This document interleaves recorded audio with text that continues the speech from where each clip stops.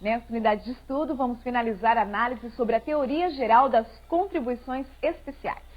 A disponibilidade de alteração de alíquota de contribuição ordinária da Seguridade Social por medida provisória? Você saberia responder esta questão se caísse em seu concurso? Para a resposta, vamos à aula. Bons estudos para você. Vamos nessa. Agora vamos para a última unidade de ensino sobre o tema da teoria geral das contribuições especiais. Então veja, o artigo 195 estabelece uma falsa isenção. É um caso de imunidade tributária. Então veja aí no quadro o que a gente falou, que é um caso de imunidade tributária, né? E que o STF entende que se deve observar, não é, a lei para ter o direito ao certificado de entidade beneficente de assistência social, que pode vir a ser renovável periodicamente. Ok? E se a entidade obedece aos requisitos estabelecidos em lei, tem direito ao certificado aí da entidade. Então vejamos essa questão de concurso público sobre o tema. Ao afirmar que o financiamento da Seguridade Social se dará por toda a sociedade, revela-se o caráter solidário de tal financiamento. Perfeito. Perfeita essa primeira parte, né? Se é financiado por toda a sociedade de forma direta e indireta, isso revela o caráter solidário do financiamento desse tipo de tributação. Todavia, as pessoas físicas e jurídicas somente podem ser chamadas ao custeio em razão da relevância social da Seguridade se tiverem relação direta com os segurados ou se forem necessariamente destinatárias de benefício. Aí, tornou o enunciado incorreto. Falso, pode ser beneficiária indireta, tal como você viu naquele exemplo da contribuição para o INCRA e para o Fundo Rural, tal como você também já viu na questão da contribuição do servidor público de carreira, no caso das contribuições que devem ser pagas pelos aposentados e pensionistas. Então, essa questão é incorreta, porque o benefício pode ser indireto. Veja aí outra questão no mesmo concurso. A solidariedade não autoriza a cobrança de tributos sem lei, não autoriza a exigência de quem não tenha sido indicado por lei como sujeito passivo de obrigação tributária, e não autoriza que seja desconsiderada a legalidade estrita que condiciona o exercício válido da competência relativamente a quaisquer tributos. Verdade. Você viu isso comigo. A solidariedade não quer dizer ilegalidade. A solidariedade não quer dizer que não se deve observar o princípio da tipicidade tributária. Portanto, esse item é correto. Veja outro item de concurso público. As entidades beneficentes de assistência social gozam de imunidade das contribuições para a Seguridade Social. Verdadeiro. Você viu que é uma falsa isenção. Não é isenção, por quê? Porque tem sede constitucional. É caso de imunidade e assim já decidiu mais de uma vez o Supremo Tribunal Federal. Vamos aqui, pessoal, agora continuar trabalhando com as normas previstas nos parágrafos do artigo 195. Vamos agora ver uma norma muito importante, que é o artigo 195, parágrafo 9º do texto constitucional. Esse artigo 195, parágrafo 9º do texto constitucional, ele fundamenta a aplicação da capacidade contributiva às contribuições sociais. Então veja que ele é de fundamental importância. O princípio da capacidade contributiva também se aplica às contribuições sociais? Aplica-se sim. E o artigo 195, parágrafo 9º, foi o fundamento do STF para entender dessa forma. Vejamos o que diz o artigo 195, parágrafo 9º, que também é muito cobrado na sua literalidade em concursos públicos. Dispõe que as contribuições sociais do empregador, da empresa e da entidade a ela equiparada na forma da lei incidente sobre a folha de salários e demais rendimentos do trabalho pagos ou creditados a qualquer título à pessoa física que lhe preste serviço, mesmo sem vínculo empregatício, isto é, a contribuição aí patronal, a receita ou faturamento, no caso aí da COFINS, por exemplo, o lucro, por exemplo, a incidência aí da contribuição sobre o lucro líquido. Perceba que aqui só é o artigo 195, inciso 1, A, B e C. Então, poderão ter alíquotas ou bases de cálculo diferenciadas em razão da atividade econômica, da utilização intensiva da mão de obra, do porte da empresa ou da condição estrutural do mercado de trabalho. O que quer dizer isso?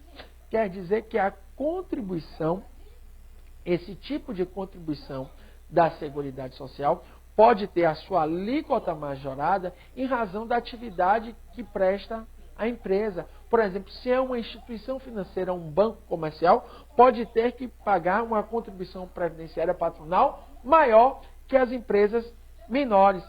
Da mesma forma, se é uma empresa que fornece para a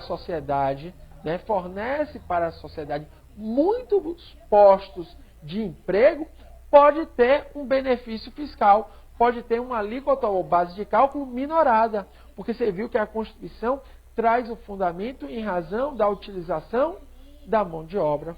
Veja também que isso serve como fundamento para que o microempreendedor individual, para que a empresa de pequeno porte, para que a microempresa pague também contribuições da Seguridade Social de forma minorada, ok?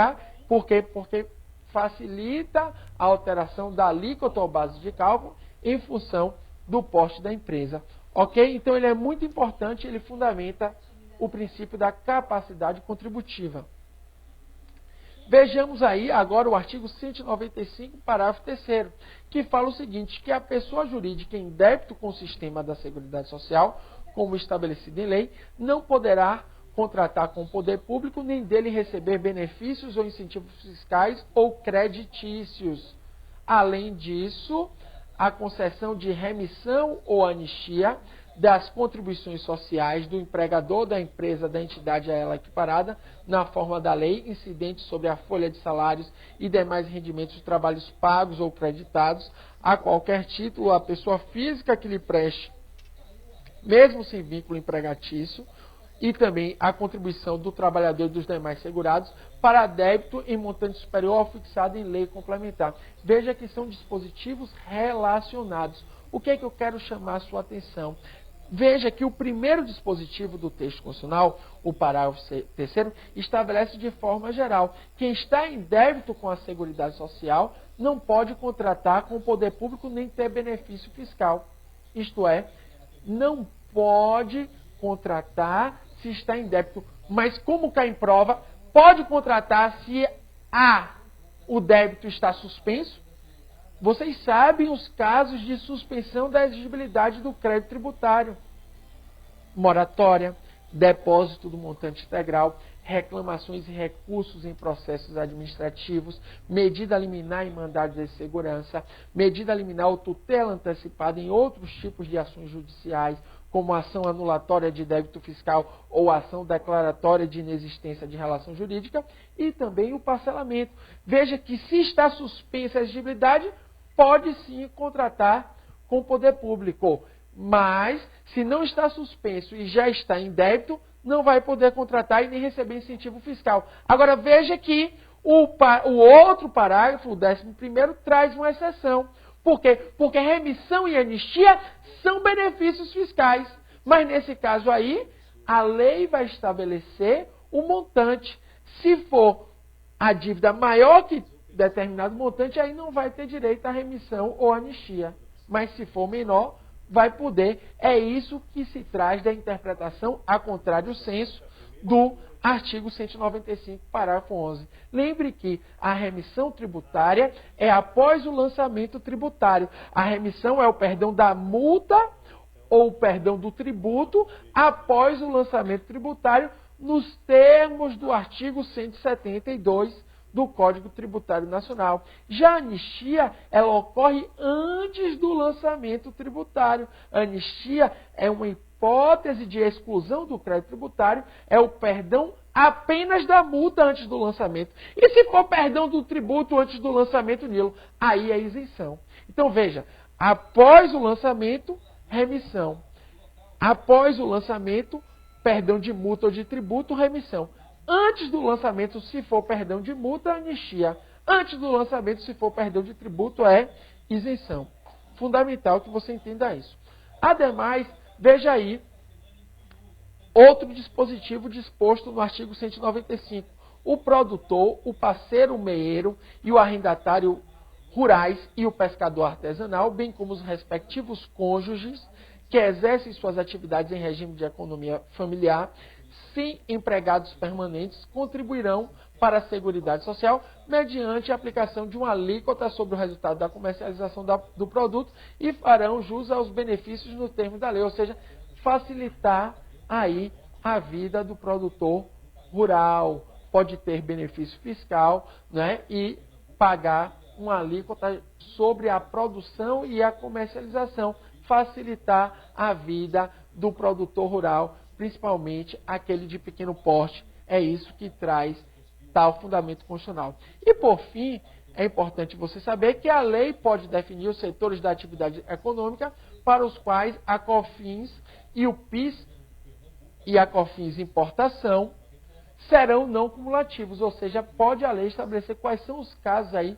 e quais setores de atividade econômica que vão ser beneficiários aí da não cumulatividade. Essa regra também é aplicada no caso, pode vir a ser aplicada também na hipótese de substituição gradual, total ou parcial da contribuição previdenciária, né, incidente aí sobre pagamentos, ou seja, sobre a folha de salários, pela receita ou faturamento, ou seja, pode vir a existir uma substituição gradual, né, da incidência da contribuição sobre os pagamentos, folha de salário, pela incidência sobre a receita ou sobre o faturamento, trazendo aí uma maior eficiência ao sistema tributário nacional, como eu já tinha chamado a sua atenção.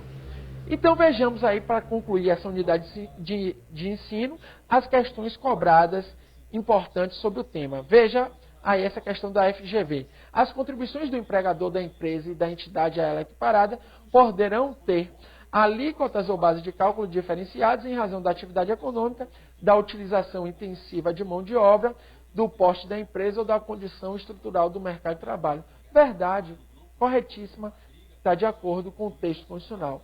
Está aí, artigo 195, parágrafo 9º, que dá fundamento à capacidade contributiva. Vejamos o outro enunciado. A lei definirá os setores de atividade econômica para os quais as contribuições incidentes sobre a receita ou faturamento serão não cumulativas. Você viu isso também no artigo 195, parágrafo 13 do texto constitucional.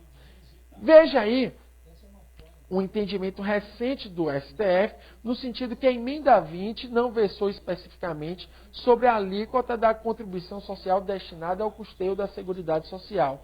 Portanto, há possibilidade de alteração da alíquota por meio de medida provisória dentro do período de 1º de janeiro de 95 até a promulgação da emenda 32, uma decisão importante aí que veio estabelecer que, nesse caso, não está vedada a edição de MP. Assim, foi possível a instituição de adicional de contribuição social sobre o lucro líquido por meio de medida provisória, obedecendo o regime e a vedação estabelecida pela emenda constitucional número 32, que alterou o regime das medidas provisórias.